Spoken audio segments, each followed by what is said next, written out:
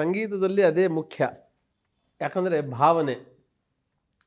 ಆ, ಆ, ನಾವು ಸಂಗೀತದೊಳಗೆ ಭಾವದ ಅಭಾವ ಆಗಬಾರ್ದು.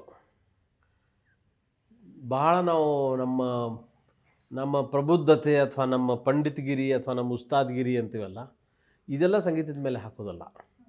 ಸಂಗೀತ ಅದನ್ನೆಲ್ಲ ಬೇಡೋದಿಲ್ಲ. ಸಂಗೀತ ಭಾವ ಕೇಳ್ತೈತಿ, ಭಕ್ತಿ ಕೇಳ್ತದೆ.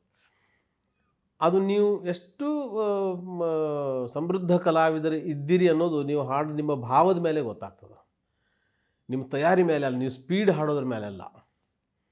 ನಿಮ್ಮ ಸ್ವರದೊಳಗೆ ಆ ಜೀವಂತಿಕೆ, ಒಂದು ಸ್ವರ ಹಚ್ಚಿದ್ಗಳು ಆಹಾ ಕ್ಯಾ ಬಾತ್ ಹೈ ಅನ್ನಂಗಿರ್ಬೇಕು.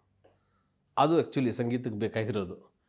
ನೀವು ತಾನ್ಗಳನ್ನು ಹಾಡೋದು, ಸ್ಪೀಡ್ ರನ್ಸ್ಗಳನ್ನು ಹಾಡೋದು, ಮೇಲೆ ಕೆಳಗೆ ಮಾಡೋದು, ಅದೆಲ್ಲ ಸಂಗೀತದೊಳಗೆ ಲಾಸ್ಟ್ ಪಾರ್ಟ್. ಅದು ಸಂಗೀತದ ಕೊನೆಯ ಭಾಗ ಅದು. ಬಟ್ ಸಂಗೀತದ ಮುಖ್ಯ ಭಾಗ ಭಾವ, ಸ್ವರಶುದ್ಧಿ, ಲಯಶುದ್ಧಿ, ಅದರಲ್ಲಿ ಅರ್ಪಣಾ ಭಾವ ಬಂದ್ರೇ ಅದು ಸಂಗೀತ.